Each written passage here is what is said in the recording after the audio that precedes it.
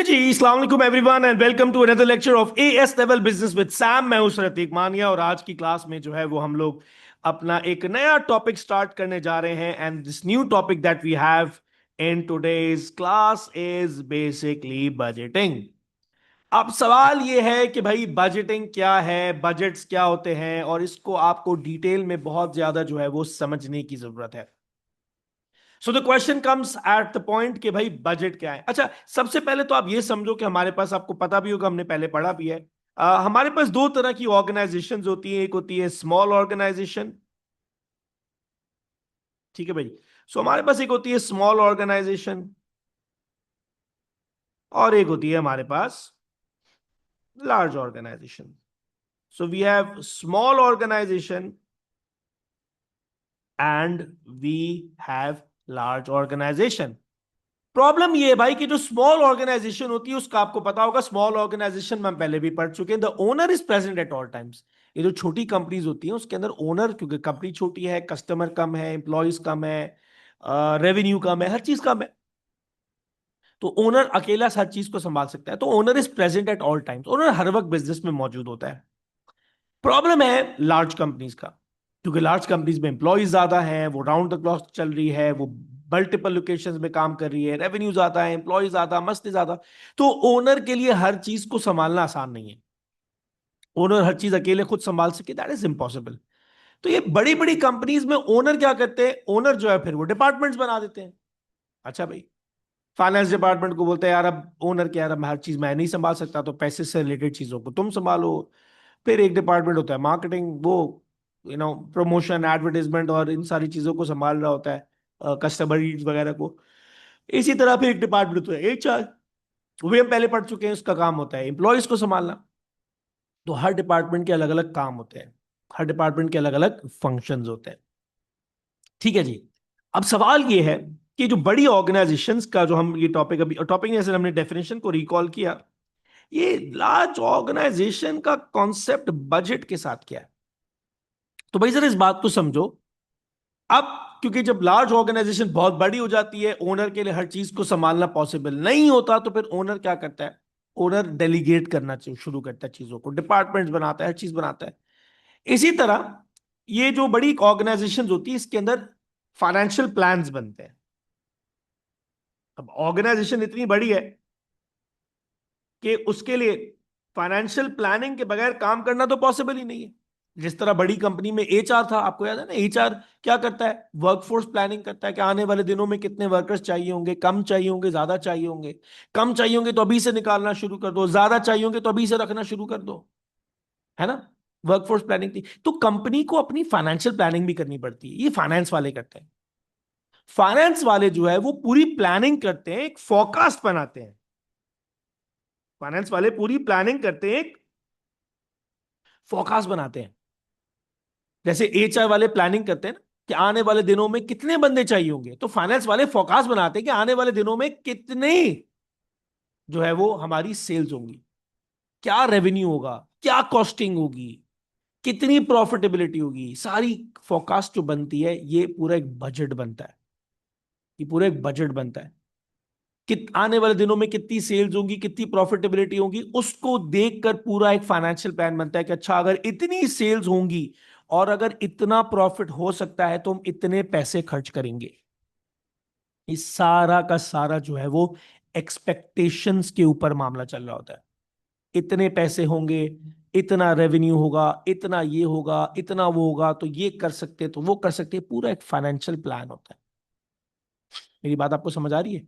This is budgeting, this is budgeting.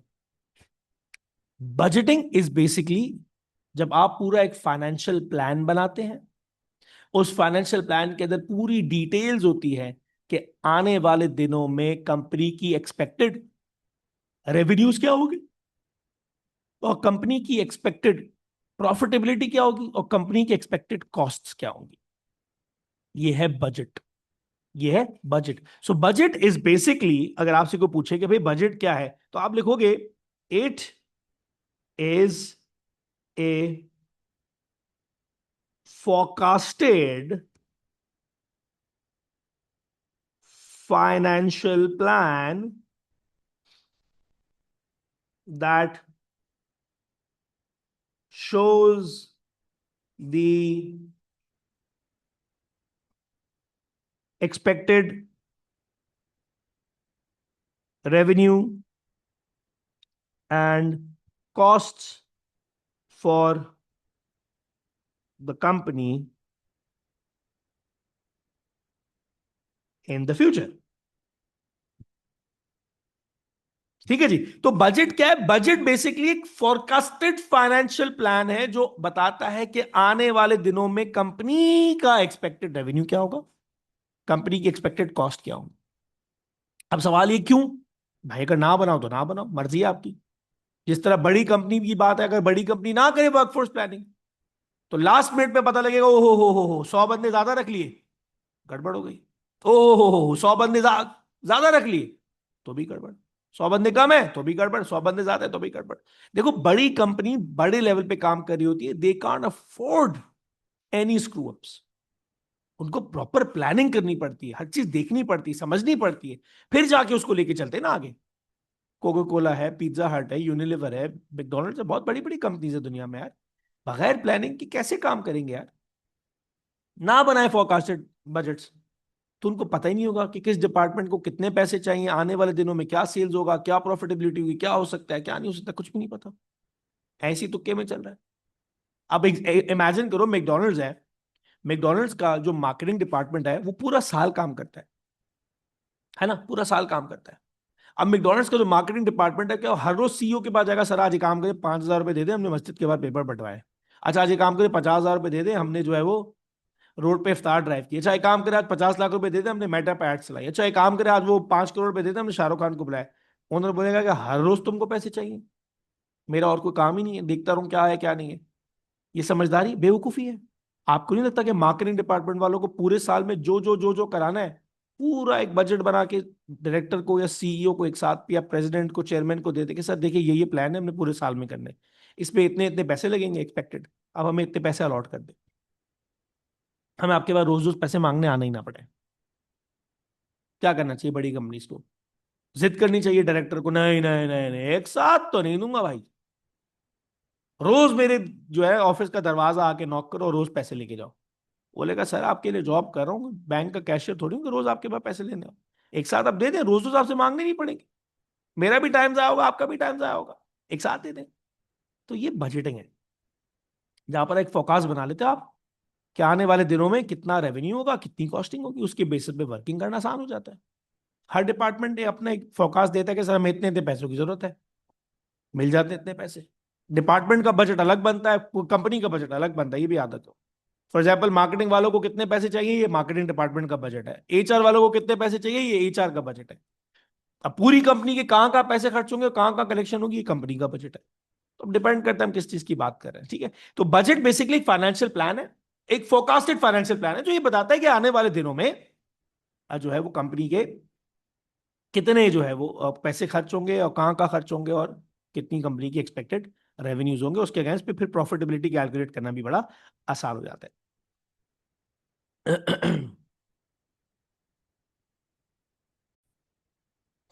अच्छा अब moving on, अब जो नेक्स्ट चीज हम पढ़ने जाएंगे वो एक पास पेपर से रिलेटेड क्वेश्चन ही होगा हमारा। वो ये पढ़ेंगे हम कि भाई बेनिफिट्स क्या है, क्या जरूरत है एक कंपनी को, एक बड़ी कंपनी। देखो छोटी कंपनी में तो बजट नहीं बनते, ये जो मैं आपको वर्किंग करा रहा हूं ज्यादातर हमारा फंक्शन है बड़ी कंपनी की तरफ से। तो सवाल ये है कि भाई ये बड़ी कंपनी को बजट बनाने की जरूरत क्या है, क्या जरूरत है बड़ी कंपनी को बजट बनाने की, काम चल तो रहा है, बगैर बजट के काम कर लो। तो एग्जामिनर आपसे पूछ सकता है कि भाई what are the advantages of making a budget, तो अभी मैं आपको लिखवाऊंगा। अगर एग्जामिनर बोले भाई बजट नहीं बनेगा तो क्या प्रॉब्लम्स होंगे, तो जो मैं आपको एडवांटेज बताऊंगा उनको उल्टा कर देना, वो आपके प्रॉब्लम्स बन जाएंगे। या फिर एग्जामिनर आपसे पूछ सकता है यूजेस, तो आपको एडवांटेजेस को आप यूजेस में भी इस्तेमाल कर सकते हैं। अच्छा जी, मूविंग ऑन। सबसे पहला सवाल कि भाई बजटिंग जो हम कर रहे हैं, यानी जो पूरे पूरे साल का एक फाइनेंशियल प्लान बना लिया आपने, क्या जरूरत है भाई, क्या जरूरत है, क्यों बनाया बजट? तो आप बोलोगे भाई बजट बनता है तभी तो टारगेट सेट होता है,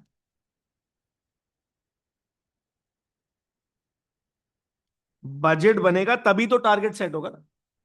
बजट में सिर्फ ये थोड़ी कि आपने बता दिया सर हमारे इतने इतने पैसे खर्च हो गए। फॉर एग्जांपल आज मैं कोको कोला कंपनी का मार्केट सीईओ हूं, मेरे पास मार्केटिंग वाला है, सर पैसे चाहिए। मैंने बोला अच्छा कितने पैसे चाहिए? बोलेगा सर 50 करोड़। मैंने बोला दिए।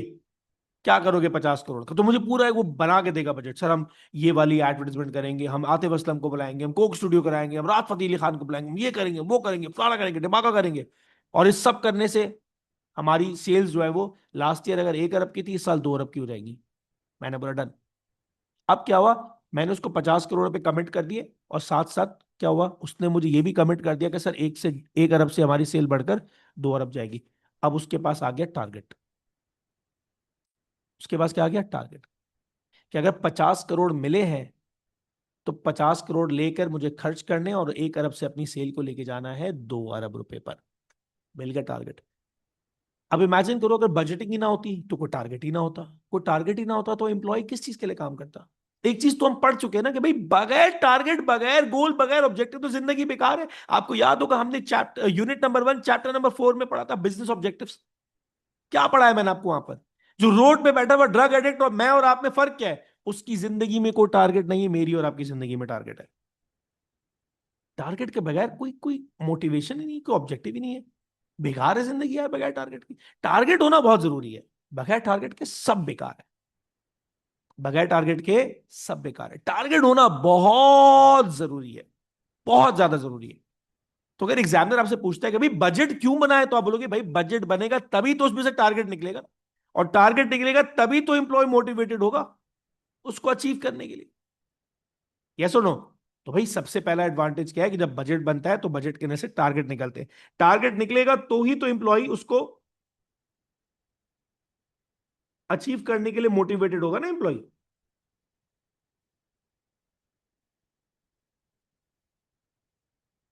अगर टारगेट ही नहीं है तो एम्प्लॉय के अंदर कोई मोटिवेशन ही नहीं होगी, कोई बजट ही नहीं है, कुछ भी नहीं है, बोलेगा जैसे चल रहा है चलते रहो, आ गए नहीं आए नहीं है। अच्छा, दूसरा भी फायदा है, जब टारगेट होंगे तो उस टारगेट के बेसिस पर आप ये इवैल्यूएट भी तो कर सकते हो कि अच्छा 1 अरब की सेल्स के 2 अरब जानी चाहिए थी, तो 2 अरब की सेल्स का टारगेट था। अब आप इवैल्यूएट कर सकते हो कितना अचीव हुआ कितना नहीं अचीव हुआ, ओवर अचीव हुआ, अंडर अचीव हुआ या बैलेंस हुआ, मतलब जितना 2 अरब बोला तो 2 अरब की सेल हो गई। इवैल्यूएशन करना आसान हो गया ना बजट के बेसिस पर। तो आप लिखोगे it acts as measuring device. मतलब बजट बनाने के बाद जब आपके सामने टारगेट्स आ जाते हैं तो आप उन टारगेट्स के बेसिस पर इवैल्यूएट कर सकते हैं कि जो मैंने टारगेट दिया था वो अचीव हुआ नहीं हुआ, ओवर अचीव हुआ, अंडर अचीव हुआ, क्या हुआ। हर चीज आपके लिए इवैल्यूएट करना अब आसान हो गई। अच्छा, तीसरा, जब टारगेट है तो फिर टारगेट अचीव करने के लिए कुछ ना कुछ प्लान भी तो होगा।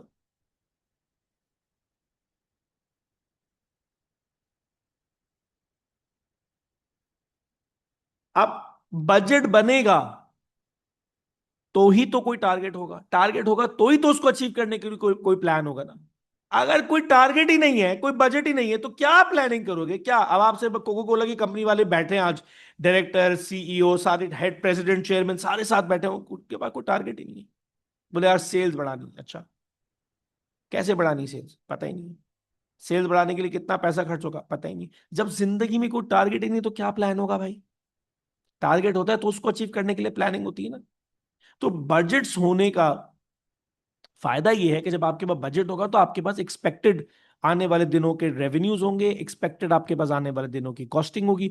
उन एक्सपेक्टेड रेवेन्यूज और कॉस्टिंग के बेसिस पर आप अपने टारगेट्स बनाओगे। उन्हीं एक्सपेक्टेड रेवेन्यू और कॉस्टिंग के बेसिस पर जो है वो आपके लिए प्लानिंग करना आसान हो जाएगा कि भैया अगर एक्सपेक्टेड रेवेन्यू मेरा 100 करोड़ है तो उसको 100 करोड़ पे कैसे लेके जाऊं, या 100 करोड़ से बढ़ाऊं कैसे, कौन सी वो स्ट्रैटेजीज लगाऊं कि 100 करोड़ से क्रॉस हो जाए, ये हो जाए वो हो जाए। प्लानिंग करना आसान हो जाएगा, प्लानिंग करना आसान हो जाएगा। और फिर साथ ही साथ जब प्लानिंग करोगे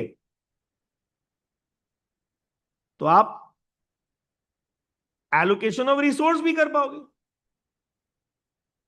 अब आप बोलेंगे सर ये एलोकेशन ऑफ रिसोर्स मतलब ये कौन सी चिड़िया का नाम है?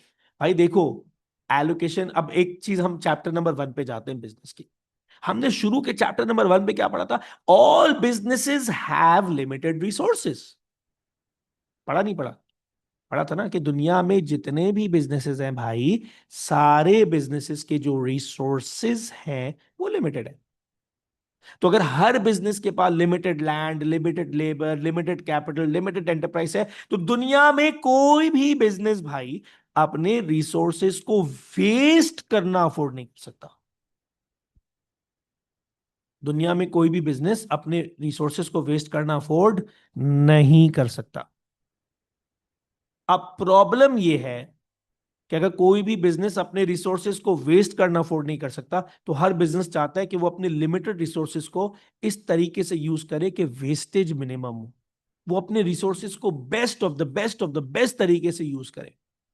अब जब आपके पास बजटिंग होगी, आपके पास टारगेट्स होंगे, आपके पास प्लान होगा, तो आप ये भी डिसाइड कर लोगे कि यार मैं अपने रिसोर्सेज को बेस्ट तरीके से कैसे यूज करूं। अगर मुझे 1 अरब से 2 अरब की सेल चाहिए पर जाना है, तो मैं अपने कौन से रिसोर्सेज को कैसे यूज करूं कि मैं 1 अरब से 2 अरब की सेल पे चले जाऊं।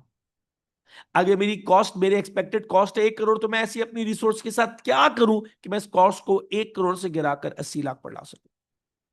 आप अपनी कंपनी के अंदर अपने रिसोर्सेज को डिपार्टमेंट्स में या फंक्शंस में या जॉब्स में अलग अलग चीजों में स्विच करोगे, ताकि आपको पता हो कि यार जो मैंने अपनी रिसोर्स को स्विच किया है, तो जो मेरा टारगेट है, जो मेरा फोरकास्ट है, उसको मैं प्रॉपर तरीके से अचीव कर सकूं। तो आप अपने रिसोर्सेज को आगे पीछे शिफ्ट भी करेंगे। ये है हमारे पास बेनिफिट्स ऑफ बजटिंग। लेकिन पॉइंट ये है भाई कि सिर्फ बेनिफिट्स नहीं है। बजटिंग के सिर्फ बेनिफिट्स थोड़ी है, बजटिंग के हमारे पास कुछ प्रॉब्लम्स भी हैं। हमारे पास बजटिंग के कुछ प्रॉब्लम्स भी है। अच्छा भाई, अब हम आते प्रॉब्लम्स के ऊपर। तो हम आप पर हेडिंग डालते हैं कि भाई बजटिंग के प्रॉब्लम्स के लिए, अगर किसी कंपनी ने बजट बनाया है, तो बजट बनाने के कुछ प्रॉब्लम्स हैं। अच्छा भाई, सबसे पहला प्रॉब्लम, लैक ऑफ फ्लेक्सिबिलिटी। अब मैं 1 मिनट का ब्रेक लूंगा, अजान हो रही है, आपको आवाज नहीं आ रही होगी क्योंकि नॉइस कैंसलेशन ऑन है। 1 मिनट ब्रेक। अच्छा जी, तो मैं आपको ये बता रहा था कि भाई बजट बनाने की कुछ प्रॉब्लम्स भी हैं। सबसे पहला प्रॉब्लम क्या है? Lack of flexibility. अब प्रॉब्लम क्या है भाई? मार्केटिंग डिपार्टमेंट वालों ने बजट बनाया और कोको कोला के डिपार्टमेंट मार्केटिंग ने अपने डिपार्टमेंट ने अपने सीईओ को या प्रेसिडेंट को बोला सर हमें 50 करोड़ पे चाहिए। सीईओ ने ग्रांट कर दिया, लो 50 करोड़ पे। अब कुछ टाइम बाद उनको रियलाइज हुआ कि यार महंगाई हो गई है। अभी जो 50 करोड़ पे का हमने बजट दिया था, हमें 50 करोड़ नहीं, हमें कितनी की जरूरत है? हमें तो 60 करोड़ की जरूरत है। अब प्रॉब्लम क्या? फ्लेक्सिबिलिटी नहीं है। फ्लेक्सिबिलिटी नहीं है। क्यों नहीं भाई? प्रेसिडेंट और चेयरमैन के पास जाओगे, आप बोलोगे सर 50 नहीं 60 करोड़ चाहिए, आपको तो गालियां पड़ेंगी। बोलेंगे पागल हो, 10 करोड़ पे की तुमने कैलकुलेशन अंडर दे दी। तुम लोग को पता नहीं था क्या होगी कैलकुलेशन, तुमको पता नहीं था क्या होने वाला है। किस तरह की वर्किंग की थी, किसने वर्किंग की थी बताओ। फंस जाएंगे। फ्लेक्सिबिलिटी कम है। एक बार पैसे असाइन हो गए तो उसको चेंज करना फिर इतना आसान नहीं। अच्छा, इसके अलावा कभी कभी बजटिंग के चक्कर में ओवर स्पेंडिंग भी होती है। अब मेरा कजन 3M कंपनी के मार्केटिंग हेड था। तो उसने एक दफा मुझे बताया, बोला यार हमारे पास कोई 2-2.5 करोड़ रुपए बच गए। मैंने बोला क्या करोगे? बोला हमने जाया कर दी। मैंने, तुमने 2.5 करोड़ रुपए जाया कर दिए, तुम पागल हो? कह रहा तो क्या करते? मैंने बोला ओनर के पास जाके देते खुश होता। कहते तुम पागल हो, कोई मेमन या दिल्ली वाला ओनर थोड़ी है जिसको आप 2.5 करोड़ रुपए जाके हाथ में रखोगे खुश हो जाएगा। वो गोरा है। अगर मैं उसको 2.5 करोड़ रुपए वापस करूंगा, पहले तो मुझ पर सवाल हो गए 2.5 करोड़ रुपए बचे कैसे। या तो तुमने मुझे बजट देते वक्त कैलकुलेशन गलत दी थी, या तुमने काम सही नहीं किया। तुमने कहीं ना कहीं डंडी मारी है, या तो तुम्हारी कैलकुलेशन में एरर था, या फिर तुमने जितनी चीज के काम के लिए पैसे लिए थे तुमने पैसे बचा लिए, काम सही नहीं किया। बोला दोनों केस में मैं फंस जाऊंगा। हालांकि मैंने तो वेंडर से लड़ झगड़ के डिस्काउंट कराया, उस चक्कर में 2.5 करोड़ बचे, लेकिन मैं इस 2.5 करोड़ बचा के कंपनी को फायदा दूंगा, लेकिन मेरे ऊपर ही क्वेश्चन रेज हो जाएगा। कल को कोई भी बुराई आई तो मेरे ऊपर आएगी। मैंने बोला फिर क्या करा? उसने बोला हमने मल्टीपल इवेंट्स करा दिए। एक दफा राहत फतेह अली खान को बुला लिया, करोड़ 1.25 करोड़ रुपए वहां उड़ा दिए, बड़ा सा हैवी लेवल का कॉन्सर्ट किया और उसको नाम दे दिया employ engagement programme.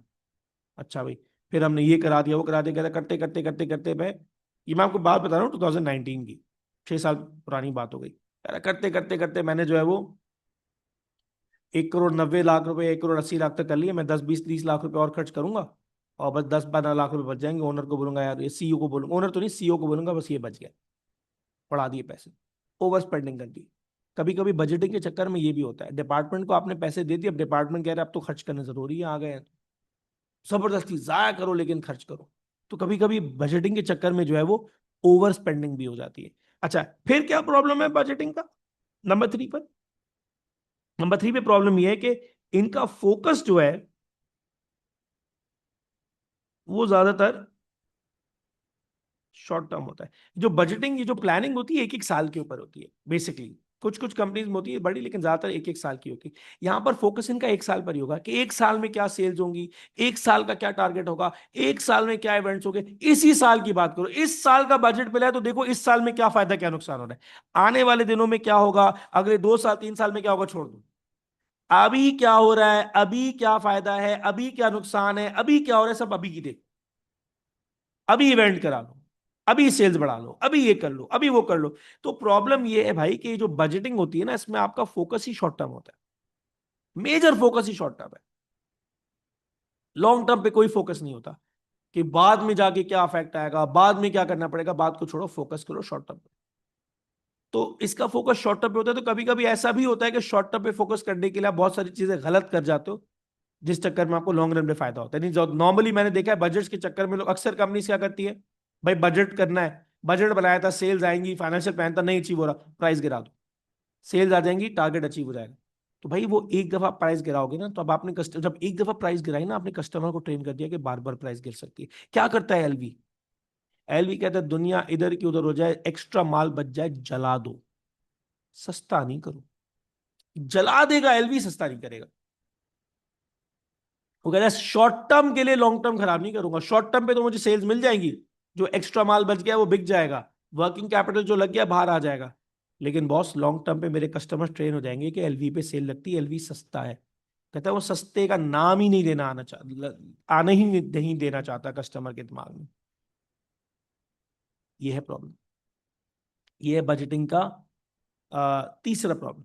And then जब आप बजटिंग बनाओगे तो फिर ऑब्वियस सी बात है, आपको हर डिपार्टमेंट का अलग बजट होता है, तो फिर आपको एम्प्लॉयज को ट्रेनिंग भी देनी पड़ती है, ट्रेनिंग ऑन बजट्स, कि कितने पैसे हैं, किस डिपार्टमेंट को हैं, कितने मिले हैं, क्यों मिले हैं, किस पैसे से क्या होगा क्या नहीं होगा, पूरी ट्रेनिंग देनी पड़ती है बजट के ऊपर। भाई मार्केटिंग वालों को ऐसे थोड़ी कि प्रेसिडेंट ने या चेयरमैन ने, सीईओ ने उठा के 50 करोड़ रुपए दे दिए। पूरी ट्रेनिंग देनी पड़ेगी, जो 50 करोड़ रुपए मिल रहे हैं आपको, कितने पैसे कहाँ खर्च करने हैं, इसका क्या टारगेट है, इससे क्या होना चाहिए क्या नहीं होना चाहिए, पूरा एक प्लान होता है, पूरी ट्रेनिंग देनी पड़ती है, फिर जाके बजट मिलता है। तो ये 4 प्रॉब्लम्स है हम लोगों के पास बजट की। अच्छा, तो एग्जामिनर आपसे पूछ सकता है कि हाँ यार, अगर कोई कंपनी बजटिंग करती है, क्या फायदे हैं, ये रहे फायदे। अच्छा, कोई कंपनी अगर बजटिंग करती है, क्या प्रॉब्लम्स है, क्या ड्रॉबैक्स है, ये रहे। अच्छा, सिर्फ ये नहीं है, कंपनी क्वेश्चन को थोड़ा सा ट्विस्ट, सॉरी एग्जामिनर जो है वो क्वेश्चन को थोड़ा सा ट्विस्ट कर सकता है कि भाई अगर कोई कंपनी अपने बजट को अफेक्टिव बनाना चाहती है,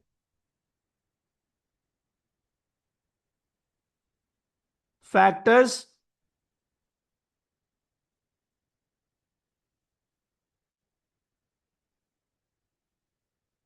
मेकिंग बजटिंग अफेक्टिव, यानी वो कौन कौन से फैक्टर्स हैं, वो कौन कौन से फैक्टर्स हैं जिनकी वजह से किसी भी कंपनी का जो बजट है वो इफेक्टिव हो सकता है। कौन कौन से फैक्टर्स हैं, देखो, सबसे पहली फैक्टर जो आपको याद रखनी है, जो किसी भी कंपनी का बजट इफेक्टिव बन सकता है, वो ये कि आपने अंडरस्टैंड करना है कि understand budget is a plan,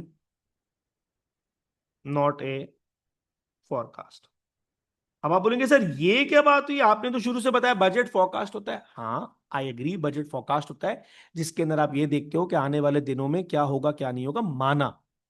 लेकिन वो फोरकास्ट बना है प्लानिंग के लिए। तो आपको फोरकास्ट, जैसे आप मैं आज अपना फोन खोल के बैठ जाऊं, आज वेदर अपडेट्स में आ रहा था कराची में बारिश होगी, इट वॉज अ फोरकास्ट। जब आप इसको फोरकास्ट अज्यूम करते हो तो आप बोलते हो यार अजम्पशन थी, हो सकता है होता, हो सकता है ना होता। अब कोका कोला वालों की जो मार्केटिंग डिपार्टमेंट है, उन्होंने चेयरमैन के पास गया, बोला सर 50 करोड़ दें, हमारा एक्सपेक्टेड है कि अगर हम 50 करोड़ का बजट लेंगे तो हम अपनी सेल्स 1 अरब से बढ़ा के 2 अरब कर लेंगे। 1 साल बाद चेयरमैन आया, हाँ मार्केटिंग वालों के पास, हाँ भाई 50 करोड़ चाहिए थे, मिले? बोलेगा सर मिले। सेल्स कितनी होनी चाहिए थी? 1 अरब से 2 अरब, हाँ हुई नहीं। बोले क्यों नहीं हुई? बोले सर हमने तो बोला था, बजट है, फोरकास्ट था, क्या करें, नहीं हुई। बोलेगा बेटा ये नहीं होता।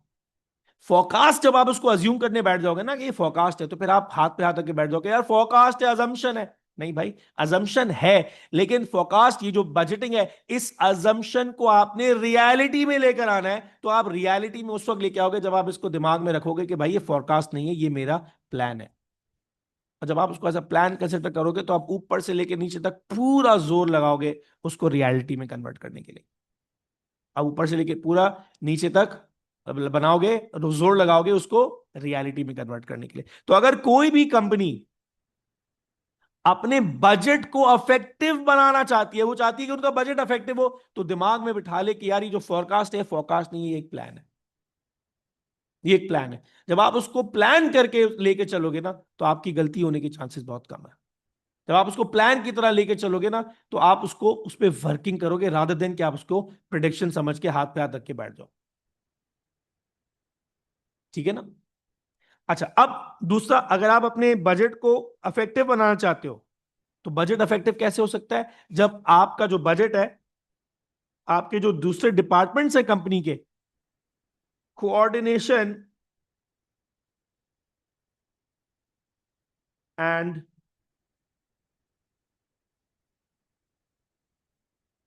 कम्युनिकेशन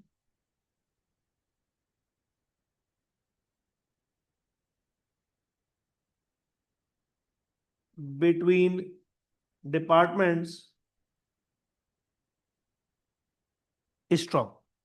तो भाई बात यह है कि अगर आप अपनी कंपनी के बजटिंग को इफेक्टिव बनाना चाहते हो, यानी जो आपने फाइनेंशियल प्लान बनाया है, अगर आप चाहते हो कि ये फाइनेंशियल प्लान इफेक्टिव रहे, तो आपको क्या करना पड़ेगा? आपको अपनी कंपनी के सारे डिपार्टमेंट्स के बीच में कोऑर्डिनेशन को और कम्युनिकेशन को स्ट्रांग करना पड़ेगा। देखो, मार्केटिंग वाले चाहते हैं कि वो 50 करोड़ मिले, जैसे मैं उसी एग्जाम्पल को लेकर चल रहा हूं कि 50 करोड़ का बजट मिल जाए, सेल को 1 अरब से 2 अरब कर लेंगे, बढ़ा लेंगे।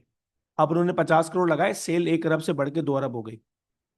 जैसे ही उन्होंने सेल 1 अरब से 2 अरब करी, पीछे से प्रोडक्शन वालों ने बोला हम तो बना ही नहीं रहे। क्यों नहीं बना रहे? पता चला उनके पास तो रॉ मटेरियल ही नहीं है।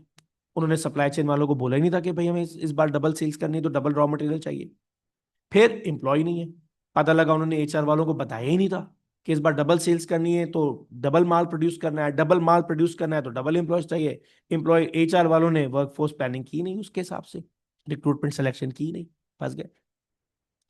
भाई जब आप बजटिंग करते हैं तो आपने पूरा फोरकास्ट बनाया, क्या आएगा, कैसे आएगा, कितना आएगा, पूरा एक फोरकास्ट बनाया ना, कितनी सेल्स होंगी तो कितना प्रोड्यूस होगा, कितना होगा, कैसे होगा। तो जब आप ये सब कुछ करोगे, तो आपको सारे डिपार्टमेंट्स की आपस में कम्युनिकेशन बहुत स्ट्रांग रखनी पड़ेगी। अगर आपस में फटे हैं, तो आप तो फंस गए, आप तो फंस गए ना भाई। मार्केटिंग वालों ने बेच दिया माल, पीछे एचआर वालों ने बोला हमने तो रखे ही नहीं एम्प्लॉइज, हम तो रखेंगे नहीं। हम क्यों रखे? आपका हमसे फटा है। या सप्लाई चेन वालों से फटा हो गया, उन्होंने रॉ मटेरियल मंगवाया नहीं। जब सब डिपार्टमेंट्स के आपस में फटे होंगे, सब एक दूसरे की टांग खींचने में लगे होंगे, काम उल्टा बनने की जगह खराब होगा। तो ये बहुत बहुत बहुत जरूरी है कि जब आप बजटिंग करें, अगर आप अपनी कंपनी के बजटिंग को अफेक्टिव बनाना चाहते हैं, अगर आप अपनी कंपनी के बजटिंग को इफेक्टिव बनाना चाहते हैं, तो आपको ये मेक श्योर करना है कि भाई आपकी जो डिपार्टमेंट्स हैं, वहां पर जो है वो आपस की उनकी कम्युनिकेशन बीच में स्ट्रांग हो। अच्छा, इसके बाद इंप्लॉई इन्वॉल्वमेंट बहुत जरूरी है। अब आप बोलेंगे सर इंप्लॉई इन्वॉल्वमेंट, भाई देखो बजट पूरे मार्केटिंग डिपार्टमेंट को मिला है, पूरे मार्केटिंग डिपार्टमेंट को मिला है। तो जब आप पूरे मार्केटिंग डिपार्टमेंट को बजट देंगे, 1 अरब से 2 अरब की सेल करनी है, 50 करोड़ हम लगाने जा रहे हैं, तो पूरे मार्केटिंग डिपार्टमेंट को बिठाकर उनको इन्वॉल्व करना पड़ेगा, उनको बताना पड़ेगा, उनसे पूछना पड़ेगा, उनसे फीडबैक लेना पड़ेगा और उनको अपना टारगेट बताना पड़ेगा। आपने बोला जी सर हो जाएगी 1 अरब से 2 अरब की सेल, मार्केटिंग वाले के बंदे कह रहे हैं, एम्प्लॉइज कह रहे हैं सर हो ही नहीं सकती। पिछली बार हमने कोशिश की थी, हमारा इससे फटा हो गया था, हमारा उससे फटा हो गया था, फला कंपनी हमारा कॉन्ट्रैक्ट लेने को तैयार नहीं है, फला कंपनी की तरफ से फला कंपनी के पास हमारी पेमेंट नहीं गई टाइम पे, ये मसला है वो मसला है। हम सेल्स बढ़ाना चाह रहे हैं, लेकिन मसला ये है कि आपने सेल्स बढ़ाने का टारगेट तो ले लिया, अभी रमजान है, रमजान में सेल डाउन होती है, सर्दी आती है, हमारा प्रोडक्ट जो है वो सॉफ्ट ड्रिंक है, उसकी सेल्स तो जून जुलाई में बढ़ेंगी। आप एम्प्लॉय को बिठाओगे, उनसे कम्युनिकेशन करोगे, तो ही तो आपके पास फीडबैक आएगा, तो ही तो आपको पता लगेगा क्या सही हो रहा है क्या गलत हो रहा है। तो जब आप बजट बनाते हैं तो आपको इंप्लॉइज को इन्वॉल्व करना जरूरी है। पहले क्यों? ताकि इंप्लॉय से आपको फीडबैक मिले, ताकि इंप्लॉय से आपको फीडबैक मिले। दूसरा इसलिए ताकि इंप्लॉय को आप कन्वे कर सके कि यार ये बजट है, ये हमारा टारगेट है। अगर आपने बजट बना लिया और आपने इंप्लॉय को बताया ही नहीं, इंप्लॉय को पता ही नहीं, तो इंप्लॉय काम क्या करेगा? इंप्लॉय को टारगेट का पता होना बहुत जरूरी है। एम्प्लॉय को ये पता होना बहुत जरूरी है कि टारगेट्स क्या है, कंपनी का बजट क्या है, कंपनी कितने पैसे खर्च कर सकती है, और कितने पैसे खर्च करके कंपनी कितना कमाना चाहती है। बहुत जरूरी है। ठीक है ना? अच्छा, तीसरा, और सॉरी फोर्थ पॉइंट।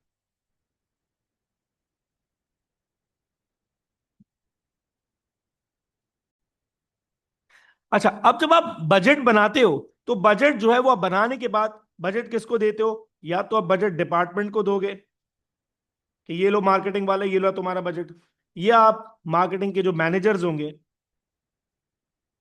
उनको दोगे कि ये लो तो है तुम्हारा बजट। जब बजट बनता है तो टारगेट्स मिलते हैं, है ना? ये तो हमने पढ़ा। जब टारगेट्स मिलते हैं तो टारगेट्स के बेसिस पर आप मेजर कर सकते हो कि वो कंपनी का कौन सा मैनेजर था, या कंपनी का कौन सा हेड था, जिसके बेसिस पर हमने वो बजट दिया, और वो बजट जो है वो हमारा सक्सेसफुल हुआ,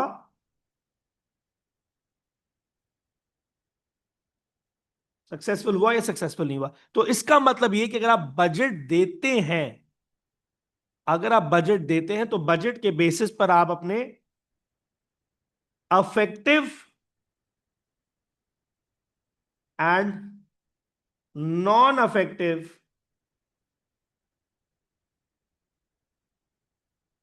मैनेजर भी आइडेंटिफाई कर सकते हैं। और जब आप अपने इफेक्टिव और नॉन इफेक्टिव मैनेजर आइडेंटिफाई कर सकते हैं तो आपको पता है किसको रिक्रूट करना है और किसको रिडेंडेंट करना है। तो भाई अगर फॉर एग्जांपल मैंने टारगेट बनाया, तो उस टारगेट के बेसिस पे मुझे पता है कौन सा इंप्लॉय मुझे या मैनेजर नया रखना चाहिए इस बजट की खातिर, सेल्स डबल करने के लिए, या कौन सा ऐसा मैनेजर है जिसको मुझे निकाल देना चाहिए। तो जब आप ये करोगे, अपने लिए राइट मैनेजर रिक्रूट करोगे या गलत मैनेजर को रिडंडेंट करोगे, ऑटोमेटिकली आपकी जो कंपनी की जो बजट की इफेक्टिवनेस है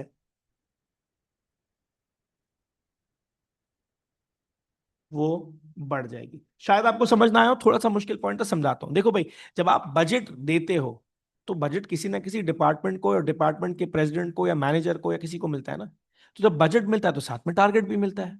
अब फॉर एग्जांपल आपने बजट दिया मार्केटिंग वालों को, तो मार्केटिंग वालों का बजट निकला मार्केटिंग के मैनेजर के पास गया।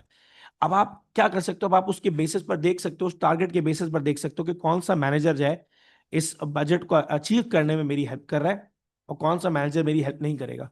उस बेसिस पर आप मैनेजर को निकाल सकते हो। और अगर आपको लगता है कि यार ये बजट मैंने इस बार बनाया है तो मेरी इतनी कॉस्ट होनी चाहिए, इसके हिसाब से मेरी ये सेल्स होनी चाहिए, तो आप उसके हिसाब से अपने लिए नया मैनेजर भी हायर कर सकते हो। तो जब आप अच्छे मैनेजर को हायर करोगे और पुराने या फारिग मैनेजर को, या जो अंडर परफॉर्मिंग मैनेजर है उसको निकाल दोगे, तो ऑटोमेटिकली आपके बजट की वजह से आपकी बिजनेस की एफिशिएंसी इफेक्टिवनेस बढ़ जाएगी, आपकी बजट की इफेक्टिवनेस बढ़ेगी। तो अगर आप चाहते हो कि अपने बजट की इफेक्टिवनेस बढ़ाओ, तो आपको राइट मैनेजर चाहिए।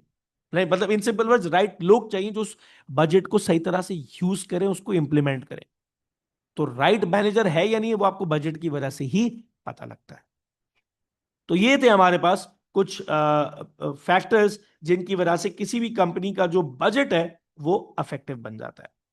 अच्छा, अब जो हमारे पास सवाल है यहां पर, वो सवाल बेसिकली ये है कि भाई बजट बनता कैसे है? सवाल यह है कि बजट बनता कैसे। तो याद रखो, बजट बनाने के बेसिकली तीन मेथड्स हैं जो हमारे पास कोर्स में है। एक मेथड जो हमारे पास है वो है इंक्रीमेंटल बजटिंग, एक है हमारे पास जीरो बजटिंग, और एक है हमारे पास फ्लेक्सिबल बजटिंग। तीनों बहुत आसान है, कुछ मुश्किल नहीं है। फ्लेक्सिबल बजटिंग में क्या होता है, सॉरी इंक्रीमेंटल बजटिंग में क्या होता है, कंपनी एक सर्टेन परसेंटेज फिक्स करती है। फॉर एग्जांपल कंपनी ने बोला यार एक काम करते हैं, हमारे हर साल सेल्स बढ़ रही है ना 10% से, सेल्स 10% से बढ़ रही है फॉर 5 ईयर्स। पिछले 5 साल से हमारी सेल्स बढ़ रही है 10% से। एक काम करो, बजट भी बढ़ा दो 10%। बहुत सारी कंपनीज में यही होता है, एक दफा बजट बढ़ गया। अब जैसे पाकिस्तान में सबको पता है, आपने भी देखा है मैंने भी देखा है, सबकी जो है वो income, salaries, wages, rent shunt सब साल में 10% से बढ़ता है। तो यहां पर ऐसी बहुत सारी कंपनीज है जिन्होंने एक बार बजट बना लिया 10 करोड़ रुपए का, फॉर एग्जाम्पल चला दिया। अब अगले साल 10 करोड़ था, पिछले साल 10 करोड़ था, इस साल एक 10% बढ़ा दो। मार्केटिंग वालों को बोला पिछली बार आपको एडवर्टाइजमेंट के लिए, प्रमोशन के लिए, रिसर्च के लिए, सारे कस्टमर्स को सेटिस्फाई करने के लिए 10 करोड़ मिले थे, इस बार 11 करोड़। फिर साल गुजरा, अच्छा पिछले साल 11 करोड़ थे, 10% और ले लो, इस बार 12 करोड़ 10 लाख रुपए। फिर बढ़ा, इस बार 13 करोड़ 30 लाख रुपए। ये है इंक्रीमेंटल बजटिंग। आप सर्टेन परसेंटेज से, आप सर्टेन परसेंटेज से बजट को हर साल बढ़ाते रहते हो, बढ़ाते रहते हो, बढ़ाते रहते हो। ये है इंक्रीमेंटल बजटिंग। अच्छा, अब दूसरा क्या है, जीरो बजटिंग। यहां पर क्या होता है, everything is set to zero and then restarted. अच्छा भाई, अब यह क्या होगा, मार्केटिंग वाला, कोको कोला का मार्केटिंग डिपार्टमेंट है, वो गया अपने एचआर, अपने डायरेक्टर के पास या सीईओ के पास या चेयरमैन के पास या प्रेसिडेंट के पास, सर हमें मार्केटिंग के लिए पैसे चाहिए। बोलेगा ले लो, कितने चाहिए, आके हमें पूरी प्रेजेंटेशन दो। मार्केटिंग हेड बोलेगा सर पिछले साल 50 करोड़ थे, इस बार 55 करोड़ कर देंगे। बोलेंगे नहीं, पिछले साल जो हुआ सो हुआ, भूल जाओ, हमें आके जीरो से प्रेजेंटेशन दो, कितने पैसे चाहिए। 100 करोड़ चाहिए, देंगे। पूरी प्रेजेंटेशन दो, 100 करोड़ चाहिए, क्यों चाहिए, क्या वजह है, क्या क्या करोगे, और उस 100 करोड़ से कंपनी को कब, कहां, कैसे, कितना कितना फायदा होगा, पूरी प्रेजेंटेशन दो और नया बजट लेके जाओ। ये है जीरो बजटिंग। बड़ी बड़ी कंपनीज में होता है, वो पूरे साल के, पिछले साल के बजट को भूल जाते होते, जीरो गया गया सब जीरो, नया बजट बना के लाओ। बताओ भाई क्या क्या प्रॉब्लम्स थे, क्या पैसे चाहिए, कितने पैसे चाहिए, क्यों चाहिए, क्या फायदा होगा, क्या करोगे, कैसे करोगे, पूरा जीरो से पूरी प्रेजेंटेशन दो, जीरो से बजट अप्रूव करा कर जाओ, जीरो से अप्रूव करा के जाओ। ये है जीरो बजट, ये है जीरो बजटिंग। अच्छा, फिर कुछ कुछ कंपनीज क्या करती हैं, वो ओपन रखती है अपने आप को, फ्लेक्सिबल बजटिंग पे रखती है। किस पे रखती है, फ्लेक्सिबल बजटिंग। वो कहते हैं ठीक है यार, कितना था पिछले साल, 10 करोड़ था, चलो इस बार भी 10 करोड़ है, काम चलता रहेगा, ड्यूरिंग प्रोसेस रिव्यू करते रहेंगे। लास्ट ईयर हम ड्यूरिंग प्रोसेस देखेंगे क्या फायदा हो रहा है। लास्ट ईयर 1 करोड़ की एडवर्टाइजमेंट चलाई थी मेटा पे, इस बार चलाओ, रिजल्ट आ रहा होगा तो 1 करोड़ से 1 करोड़ 20 लाख कर लेंगे, 1 करोड़ 30 लाख कर लेंगे। यहां पर क्या होता है, कंपनी पुराने वाले बजट को लेकर चल रही होती है, लेकिन उसको हर थोड़े थोड़े थोड़े थोड़े दिन में रिव्यू कर रही होती है। रिव्यू करने के बाद अगर कंपनी को लगता है और पैसे की जरूरत है तो और पैसा दे देती है, कंपनी को लगता है नहीं यार पैसा कम चाहिए तो कम कर देती है। हर थोड़े थोड़े दिन में रिव्यू होता रहता है। यानी एक सर्टेन टाइम के लिए बजट मिल गया, भाई आपको अगले 10 दिन के लिए, अगले 20 दिन के लिए मिल गए 10 करोड़, लो खर्च करो। 20 दिन के बाद देखेंगे क्या हुआ, कैसा रिस्पॉन्स था। ठीक है, अगर लगता है रिस्पॉन्स बढ़ा तो 10 करोड़ की 20 करोड़ और कर दी, लेकिन लगता है रिस्पॉन्स कम था तो 10 करोड़ की 6 करोड़ कर दी। यानी मोर और लेस पिछले साल वाली कैलकुलेशन ही लेके चल रहे होते हो आप, उस पर थोड़े थोड़े थोड़े दिन में चेंजेस करते रहते हो, फ्लेक्सिबिलिटी लाते रहते हो कि अच्छा भाई पिछले साल पूरे साल में 10 करोड़ मिले थे, इस साल अब आपको अगले 1 महीने के लिए 1 करोड़ मिला है, करो भाई, बताओ हमें क्या रिजल्ट आ रहा है। अगर सही हुआ तो फिर से 1 करोड़ मिल जाएंगे, कम हुआ तो कम हो जाएंगे, बढ़ गया तो बढ़ा देंगे। पिछले साल की कैलकुलेशंस को आप माइंड में लेके चल रहे हो तो, लेकिन आप पूरे साल का बजट नहीं है, डेज का बजट है, वीक्स का बजट है। हर वीक में, हर थोड़े दिन बाद वापस से मीटिंग होगी, वापस से रिव्यू किया जाएगा, वापस से रिजल्ट्स को देखा जाएगा, फिर उसके बेसिस पर डिसाइड किया जाएगा कि आप पैसे ज्यादा देने या कम देने।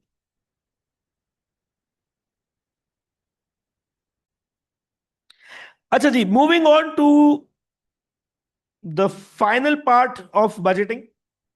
ये है आपके सामने वेरिएंस एनालिसिस। इस वेरिएंस एनालिसिस के टॉपिक के अंदर अगर आप देखो तो आपको कुछ कैलकुलेशन नजर आ रही होंगी। यूजुअली यूजुअली तो नहीं, अब खैर ये पेपर 2 में ही आता है वेरिएंस एनालिसिस का क्वेश्चन। वेरिएंस का मतलब होता है डिस्टरबेंस फाइंड करना। डिस्टरबेंस फाइंड करना। अच्छा जी, अब आपके पास क्या हो सकता है, आपके पास कुछ कैलकुलेशंस आ सकती है। एक है फोरकास्टेड और एक है एक्चुअल। अच्छा जी, जरा समझे इसको।